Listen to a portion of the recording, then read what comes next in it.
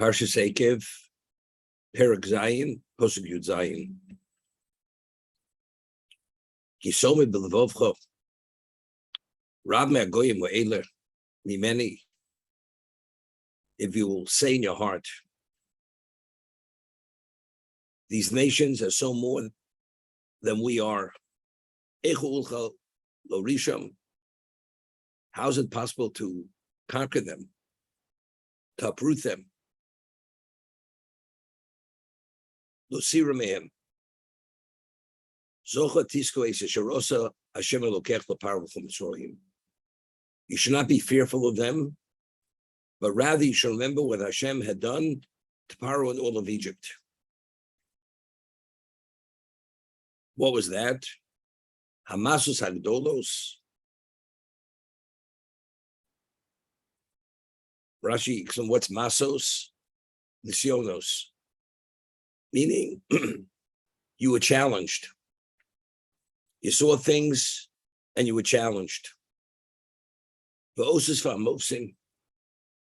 signs and the wonders. Now, if a person is never challenged and it always works out, not realizing the background of how things came about, he takes things for granted. But if a person sees the challenge and sees literally almost the impossibility of it working out the way it does work out, and then it does. He's like amazed and he's appreciative that it worked out. One moment the person doesn't have what to eat, and suddenly someone comes and helps him. So he says, it's amazing. It's a miracle. I thought I'd starve to death, and out of nowhere, someone comes and offers me food. So you're appreciative that this event took place, because it's something you didn't count on. So whenever you're challenged and you see something and you don't see, or you see the difficulty in it and how bleak the moment is, and despite that, all of a sudden something happens and it's a miracle. Literally, miracle means you attribute it to Hashem. As a result of that, you're appreciative to God for what he provided on your behalf. Hamasus Agdolos. We're in the desert. We have no water. Hashem says to Moshe, strike the rock, give them water. We don't have food. We're going to starve. All of a sudden, food starts falling every morning from the heaven, what we call man. So first, we were challenged. Not that we necessarily behaved properly. We spoke out of turn. It doesn't make a difference. But after the fact, when Hashem did come through for us, he provided for us, we see clearly that he's there for us, despite us believing that we're in this very precarious, doubtful situation, whether we can make it through. That's masus hagdolos v'asher ro'ei necho. You experienced it with your own eyes. The osos. Osos means the signs. Moshe Rabbeinu was clearly the agent of God. That's the sign. V'amovsim. And he's the one who brought the mofes, the miracles, the wonders. V'yorach hazoko, and the powerful arm. V'azron tuyo, and the outstretched hand. Asher hotzicha Hashem elokecho, which Hashem through that took you out of Egypt. Ken yaseh Hashem elokecho l'chol ha'amim. Identically, God will do to all these nations. Asher atoyorim pneim, that you're fearful of them. The 7 nations of Canaan.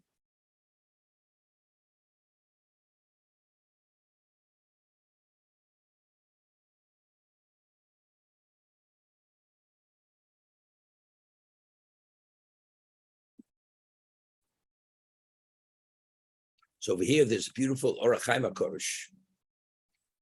On the Pasuk Yud Zayin, Kisomim Levavcho, when you will say in your heart, Rabbi Magoyim Eiler, Mimeni.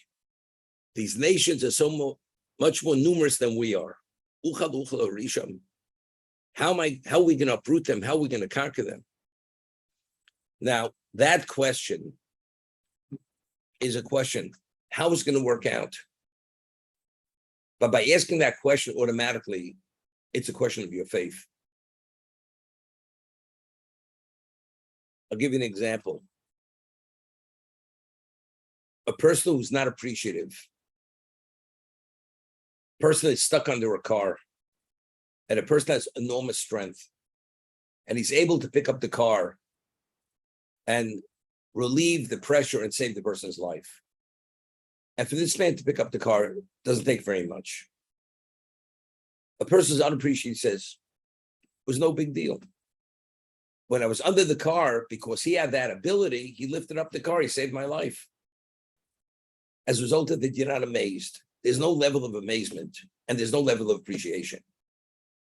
When Moshe is speaking to the Jews, and he says, when you're going to say in your hearts, these nations are numerous, how are we going to conquer them? Well, if you really understand who Hashem is, there's a little bit of a problem because there's no appreciation. There's no amazement how God destroys them. It's not a big deal. It's like a person is very wealthy and you ask him to help you out and he gives you $100, which is something significant. So he said to this man, what's $100? It's meaningless. $100 to him is 5 cents to someone else. But you got to realize it may be for him meaningless, but in terms of its value, he's giving something very significant in terms of to be able to help you. When you look at these nations, don't say, well, we have Hashem, there's nothing to it, it's all meaningless. You have to understand on the natural level, it's impossible or nearly impossible to conquer these nations. As a result of that, when Hashem will destroy them, you'll have an appreciation of what he's doing for you. So when he says you should say in amazement, how is it possible to conquer these nations? It doesn't mean to say, it's impossible, but because we have Hashem, it's initially not a problem. But you should appreciate how it's impossible. And despite the impossibility, because Hashem's there for you, he will provide whatever has to be provided. As a result of that, you have an appreciation for whatever he does. A person's a tzaddik. Tzaddik. We spoke about Eschanan El Hashem. Last week, Moshe Rabbeinu prayed. When a tzaddik prays, although he has much to be deserving of and worthy of, he never asks because he's worthy and deserving. It's always matnas chinam. It's due to your graciousness, that you're gracious, therefore, I'm asking you to accommodate me. Matnas chinam, it's gratis. The greater the tzaddik is, the more he understands, regardless of his level of accomplishment. After all that God provided for him, he's the debtor. Hashem's never the debtor. You're the debtor. It's the person who's not the tzaddik. He always feels he put himself out so much. He did this, and every little bit he did is the equivalent of moving mountains. But he doesn't realize that the God maintains his existence and that he functions and succeeds in life, that it doesn't resonate with him. As a result of that, he sees God owes it to him because I've done this, I've done that. Rather than seeing that you're a full beneficiary of every moment of your existence of God providing for you. That's the difference between the tzaddik and the ordinary person. The tzaddik sees continuously what God does, therefore he's always in amazement when God provides and he feels unworthy, undeserving, because God has gone beyond the pale in terms of providing whatever he needs and beyond that. You should stand in amazement. How's it possible? But despite that, you know something? Baruch Hashem, we have a Kodesh Baruch Hu to intervene and act on our behalf.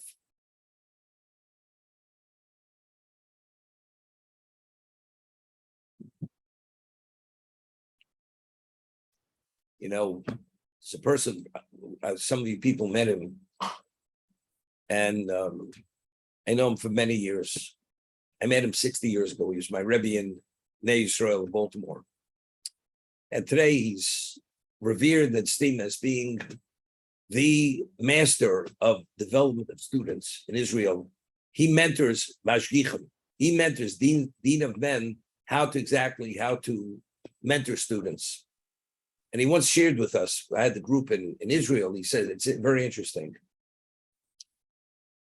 Every day we experience things which are out of the ordinary. at many levels, whether it's something significant, insignificant, but something happens which is unusual in the positive. Something terrible could have happened, it didn't happen. Talk simple. You're crossing the street and without realizing a car's coming and you just step back. And you could, if you didn't, God forbid, you could have been killed. So for a moment, you stop and you just dismiss it. You say, thank God, but it's not registered. During the day, somebody calls you, he says, I want to introduce you to someone. And that introduction has great value. And multiple things could happen during the day, similar to these, what I'm explaining. He says, if you record every one of these instances every day and keep a log, and at the end of the month, review all these seemingly insignificant, unusual situations, you'll see to what degree God's in your life and what he's done for you. But because every time one of these things happen, these instances or these events happen, you dismiss it as happenstance. They don't accumulate. But if you record it in a log and you look at a month's events, how continuously Hashem is intervening and is there for you and allowing things to happen in a way which are positive for you, then all of a sudden you see God's hand in your life. And you see, you'll live your life differently. Your whole vision is a whole different vision. You notice things. Person has a fever and he goes to the doctor. The doctor says, it's a good thing he came.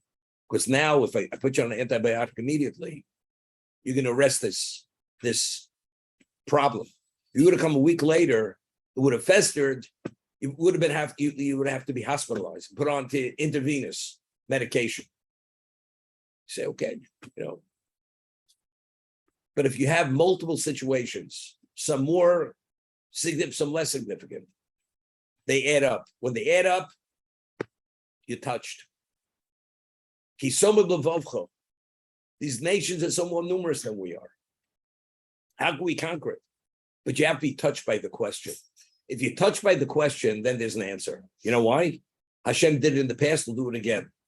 But if you're not even touched by the question, because God's with you, you're never amazed, you're never appreciative. This is the Orach Chaim HaKodesh. So in life, it's the same thing. I was thinking, if you have to speak at a Sheva Brachos, this young couple is getting married. And, they provided with every amenity, material, emotional, educational, support, sense of value. And now they're getting married and they're ready to start a family of their own. The children ever appreciate, to the degree that they should appreciate what parents did for them, what it took to raise them, the pain, the aggravation, raising a child. They don't even realize it. They don't. And because they don't realize it, to what it took to raise them, they said, of course, you gave it to the education, but it's much more than paying for an education. It's putting up with plenty, directing them, being sensitive, making decisions. Sometimes a good parent keeps quiet, doesn't say when he wants to say, he doesn't say, which is smart. Because sometimes if you say too much, you drive the child away. It's a balance. The wisdom that it takes, or the siyata shmaya that it takes to raise a child, that he should be balanced and normal, and be optimistic and positive, and being a believing Jew. What does that take? Well, I had good parents. But if you realize, only when you raise your own family, and you realize what it took in retrospect, now you begin realizing what your parents did for you, because you understand what it takes to raise a child. It's the same thing. But initially, it doesn't resonate. It doesn't register. It's the same idea. So you want to speak about not only the newly married couple and who they are and how special they are. Something like this doesn't happen in a vacuum. It happens. Do as much input, effort, sacrifice on many levels. It's the same thing. When you're going to see these nations, how could we conquer them? No big deal. Kodesh Baruch was here. The question doesn't even register. There was never a moment of fear. No, you have to realize how fearful you should be. And Baruch Hashem, we have God to intervene and destroy him.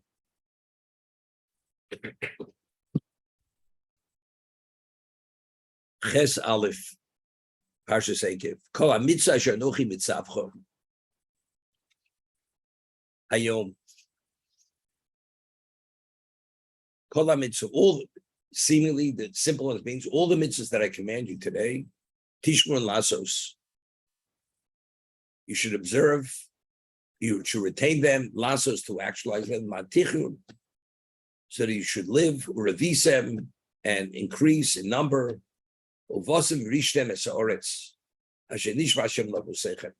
come and conquer the land that God has promised to your forefathers. So what is Mikol mitzvah? So Rashi is kipshuto. It's important to observe all the mitzvahs. Medsha godo. Imischalta b'mitzvah gemarosa. If you begin a mitzvah, make sure to complete the mitzvah. Don't start it and you don't bring it to fruition, to completion. A mitzvah always identifies with the one who completes it. We'll see in a moment.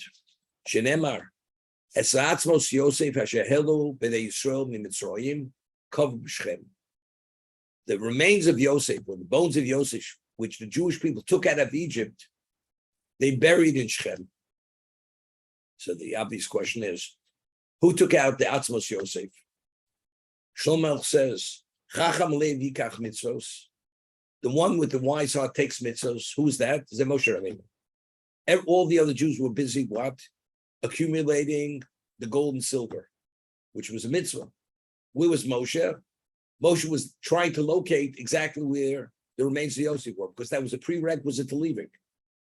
So Moshe, and there's a whole lengthy discussion in the Midrash and the Gemara, how we came upon, how we found out where they were. They were at the bottom of the Nile in a lead casket that would be humanly impossible to raise. It was a miracle that Moshe Rabbeinu was able to retrieve it. But yet, despite Moshe Rabbeinu had no wealth. All the Jews had wealth. Moshe Rabbeinu did not have wealth. The Gemara says Moshe only became wealthy later.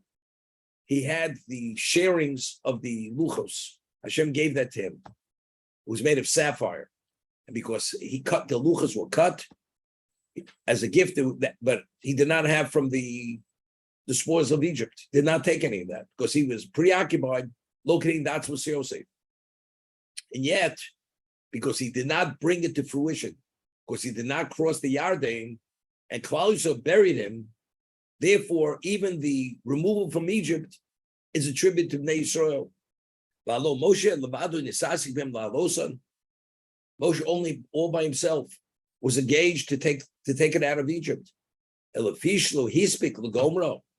because he did not have the ability to complete the mitzvah, the Gomru Yisrael, Nikris al Shmom. And the Jewish people, they completed the mitzvah, therefore it identifies with them, as if they took him out of Egypt. Because what's the value? What's the value unless it came to completion?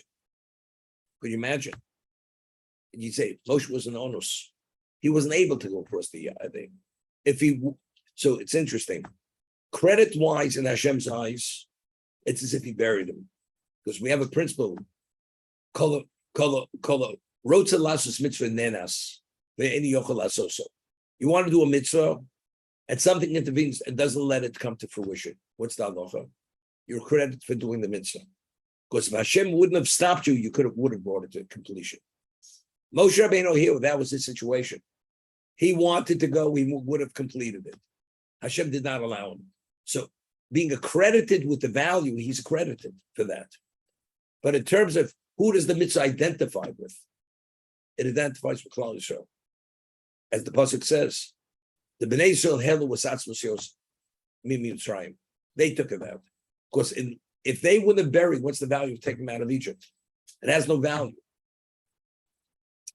Now, we find we had at the end of Bamidbar in Matos Maseh, there's a story at the end of Matos about the Bnos Slavkot. It speaks about the loss of inheritance. Does a daughter inherit? Does a daughter not inherit? And they came with a claim that their father had no sons and they want a portion of the land. And when it traces their pedigree, they were from Shevet Menashe, ben Yosef. If you remember. So Rashi cites the Chazal. Why does the Torah identify Menashe as ben Yosef in that particular context? So we know Menashe was the son of Yosef. So Rashi cites the Medrash because just as Yosef was Machavi B'Sa'oretz, where do we see Yosef Machavi B'Sa'oretz? Because his Halisim is Atzmo Mizeh Itchem. He actually adjured the brothers to take an oath that when they leave Egypt, they should take his remains with them. So from there we see Yosef Chiviv Za'oretz. He was endeared with the land. He wanted that land. So identically, his granddaughters, the daughters of Tzlofchad, also Chivu Za'oretz. There's a special Chavivus, special love for Eretz Yisrael. If you remember Rashi. So the question is, why did Yosef not want to be buried in Egypt? So superficially, you would say, just as Yaakov didn't want to be buried in Egypt, why? Because he didn't want to be deified. Maybe Yosef, being the viceroy, you never know what they could do with him later. He didn't want to be deified.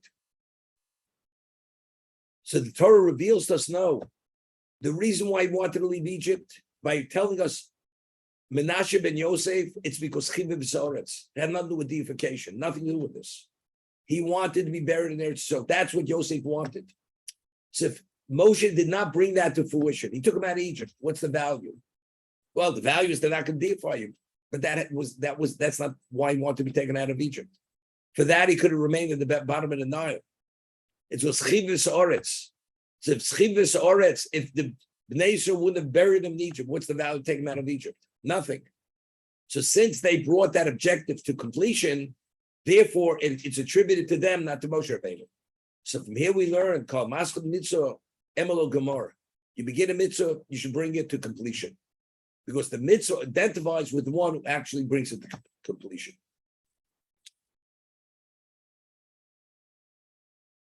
There's a story, Rabbi Chanan Wasserman Zeichet Tzarech Levrocha, Hashem Yinokum Dom, he spent 2 years in the United States before the war.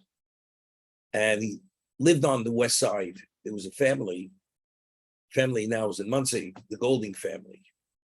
So his parents hosted his grandparents. His grandparents hosted Rabbi Chanan Wasserman. They were very wealthy people, observant. And they provided whatever he needed. Car, a driver to take him wherever he wanted to go. And they hosted him. They felt privileged they could host such a special tzaddik, the closest student of the Chofetz Chaim. And just as an aside, this family, the Golding family, they sent their son to learn the Mir in Europe. I mean, it was a very observant family. That's how they esteemed Torah. They could have had their son learn yeshiva in the United States. We're talking about in the late 30s, early 40s. No, they had him study in Europe, in the Mir in Poland. So they provided a yeshiva bachur, Torah V'das, drove him in this car. So he tells the driver the address he has to go to. And the young man says to Rabbi Chanan Wasserman, I'll drop you off on the corner. You just have to walk halfway down the block. And that's where the building is. So Rabbi Chanan says, no, I want you to take me straight to the door. Why? Because when you do a mitzvah, he says, I could walk. That's not the problem. Here you have an opportunity to do a mitzvah of chesed. The Yetzer Hara, the evil inclination, always wants you to do the mitzvah half-baked. Because when you do a mitzvah and complete it, it's a different dimension of mitzvah. So that I'm asking you to take me to the door is not for me. It's for you, that you should be the beneficiary, that you did the mitzvah and you brought it not only to completion, you brought it and did it as it should be fully done, the chesed. That's what it's for you, it's not for me. It's not exactly the same thing as this. There, I did the chesed, you could walk. But it's a semblance of that. Because so who completed the chesed? You did a chesed, bring me up to this point. But beyond that point, you didn't bring that about. But here, if the objective is to get me to that address, and you brought me to that address, so you did that chesed, the objective, which was taking me, you took me all the way there. It's a semblance of that. But with Yosef, Chivus Oretz, he never arrived.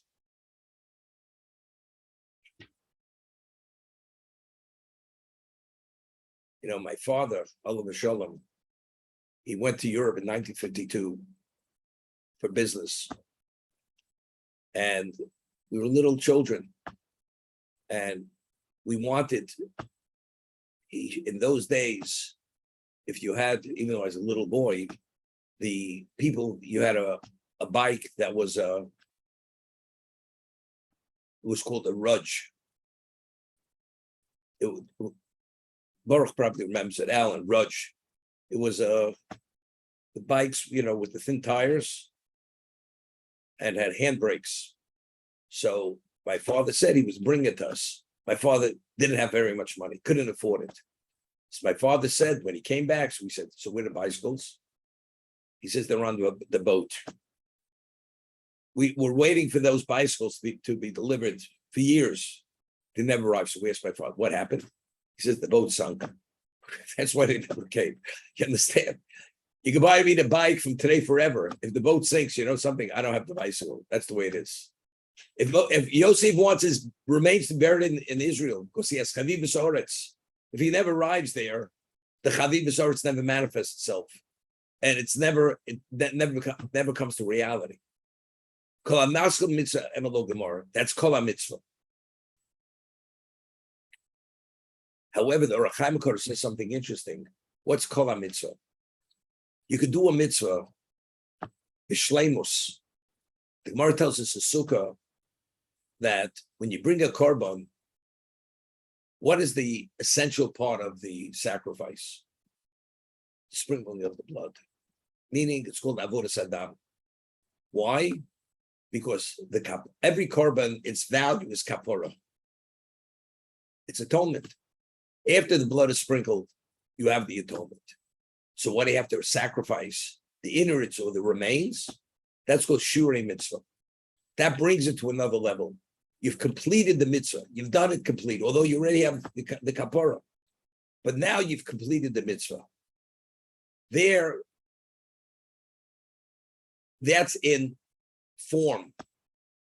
What about in kavanah? Kol mitzvah. When you do a mitzvah, there are many levels you could do a mitzvah. You could put on your tefillin, you have in mind that you're doing the mitzvah for the sake of the mitzvah. But there are additional thoughts you have to have when you're in the tefillin. You're dedicating your heart. You're dedicating your mind. You think about Yitzis Mitzrayim. These are enhancements of the mitzvah. And by infusing it with these other intentions, it brings to another level. So Kol HaMitzvah means you should do the mitzvah in its totality. Totality doesn't mean only in the action.